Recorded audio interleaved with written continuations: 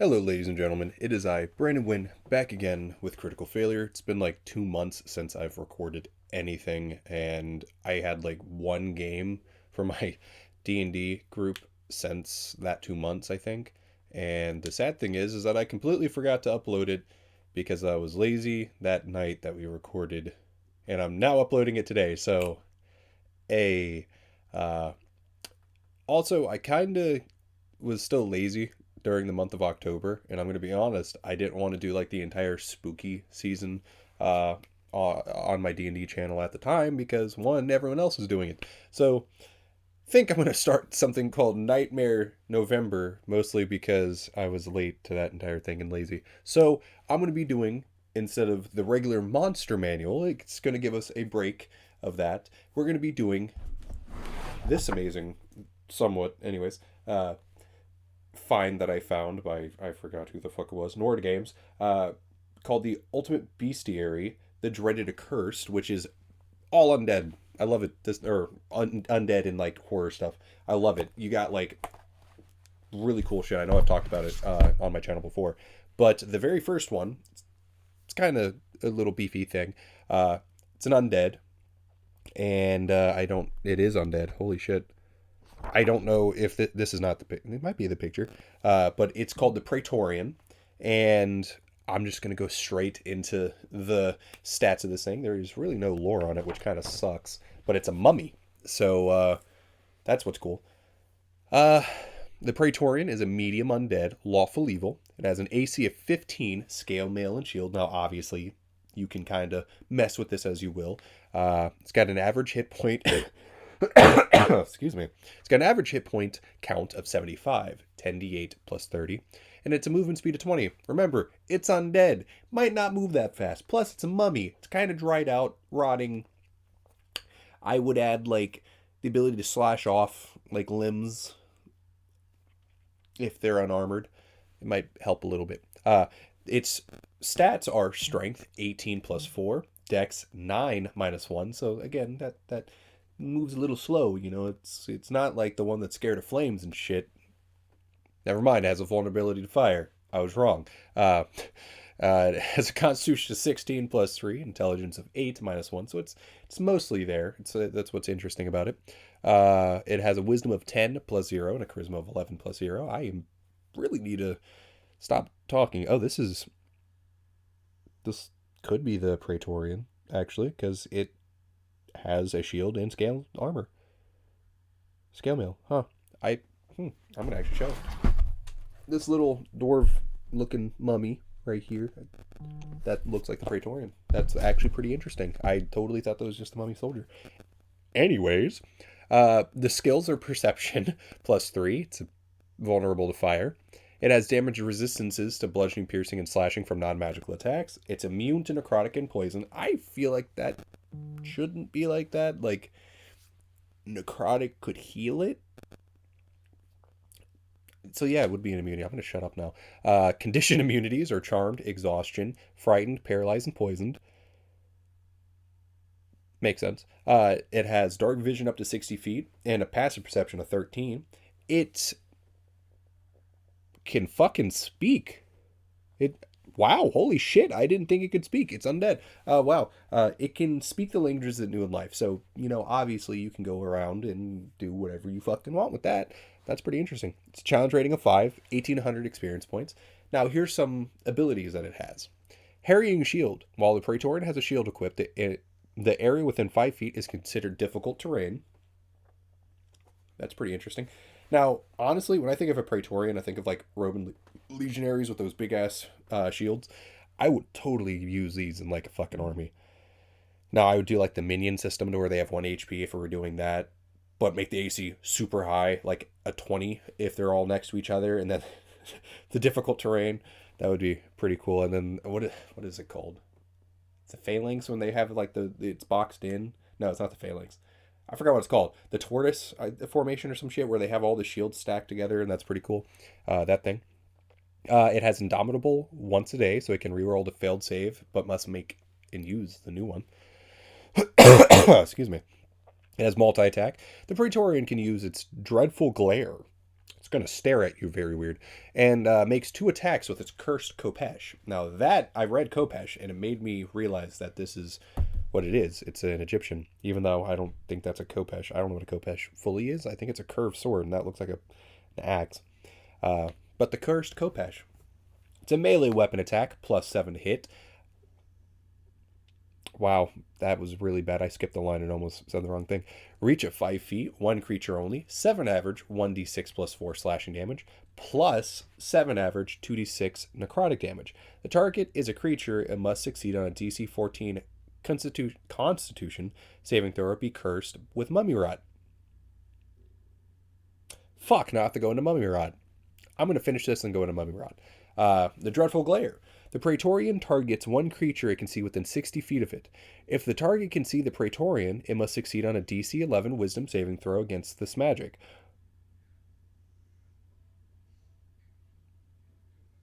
Weird. I don't know why I said it like that. I didn't realize the Dreadful Glare was magic. I thought it was just a simple thing to scare the fuck out of someone. Or become frightened until the end of the Praetorian's next turn. I don't know how it's magic, but, looking at an undead would scare a pretty decent amount of people. If the target fails a saving throw by 5 or more, it's also paralyzed for the same duration. Holy shit. A target that succeeds on the Dreadful Glare is immune to the effect of all mummies with a challenger rating 5 or less for the next 24 hours. Now, that's pretty cool. I like that it includes all mummies for that specific CR rating down. Why did I say CR rating? Just, it already says challenge rating and CR. But that specific CR down. So that means that, weaker ones aren't going to bother you as a character or your characters or the player parties. Party of players. Wow, I am so out of touch. Anyways, and it means that higher level undead and mummies specifically are going to be able to still inspire or incite fear in you. Now, I'm going to read the little snippet on Mummy Rot. Because, yeah. The exact symptoms of the cursed disease is referred to collectively as Mummy Rot. Oh, there's a card fell out of a specific... We're going to keep you there. As Mummy Rot differ depending on the nature of the mummy that passed on the disease.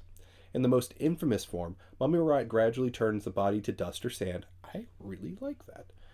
Which begins as a seemingly innocuous cough, soon becoming more serious as handfuls of coarse sand are hacked up from the deteriorating lungs. I think that'd be pretty cool.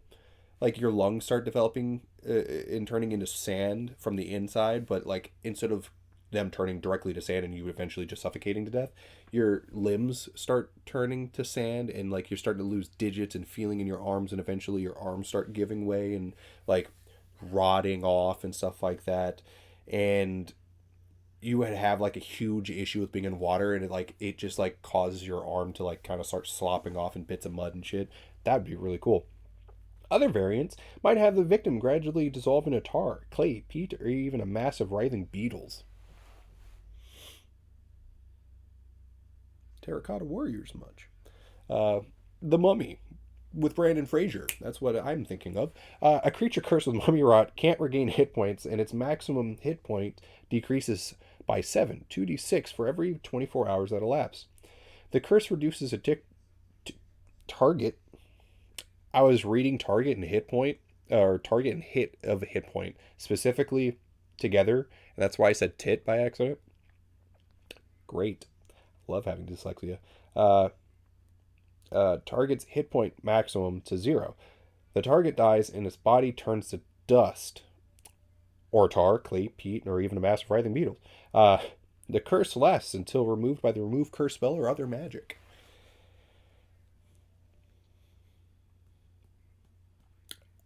I have something to do for my campaign now. I like this idea. A town cursed with the mummy attack. A singular mummy, by the way. Now, obviously, regular NPCs have very average scores, and then people are starting to die of mummy rot, and people are confused by what's going on, and there's not many healers or competent healers.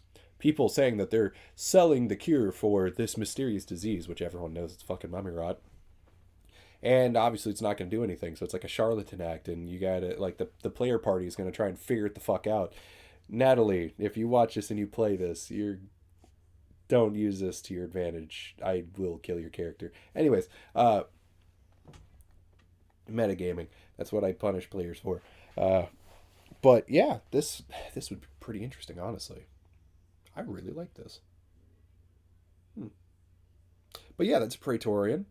You got to see it for a little bit, and I tripped over my words a lot. So thank you guys for watching. I hope you guys enjoyed this. Please leave a like and subscribe and tell me what you'd like to do in the future. And I'm going to do this for 3 more videos, and then the month of December, I might continue it into December and then call it like Dreadful December or some shit. I don't fucking know. I really like reading this book, and the reason why I stopped is because I was trying to get through the Monster Manual, but I'm kind of it's kind of boring going through all the fucking dragons all at once. So, yeah. Anyways, we have a little bit of a new setup. That's all my D&D related stuff, except I have like the not Vox Machina. I have like the Critical Failures Mighty Nine book all the way. There's like another shelf, as you can see, up top of that, and it doesn't fit in that room. I have the book, which is supposed to be between my starter set, Monster Manual, and Player's Handbook. Both binders, one full of the spell cards, and the black one is full of my notes, which I really don't write much anymore. I have these really cool figurines that my mom bought me a while back that are already pre-painted. But yeah, I really like these. It was pretty cool. You can see Xanathar. I hate the fact that this is reversed. I have this really cool fucking flump that I'm really excited. But you can kind of see it. I'm going to eventually have to take it down. But it's a flump in a box, and I fucking love it. It's like these really cool, cute versions of shit. I think there's one of like, what's his fucking name? Demogorgon that I really want to, but like I'm broke as fuck. But here's the spell card fucking boxes. You can see one right there. That's a cleric and that's a paladin. I have the Taroka deck like right over here, and I have I think those are monster cards. I don't remember, but yeah. I also have a dice tower. My friend Benito, who plays, he bought me some really cool shit, and I have no idea where my fucking deck went. But this is also a dice bag for my Xanathar thing. That was pretty cool. I gotta take this off. We don't use that anymore. I don't know why the fuck I still have it on. But yeah. I just want to say that real quick, and then obviously you see the busty anime chicks right there. I forgot about that. But anyways, thank you guys for watching, and I'll see you guys in the next video. Peace.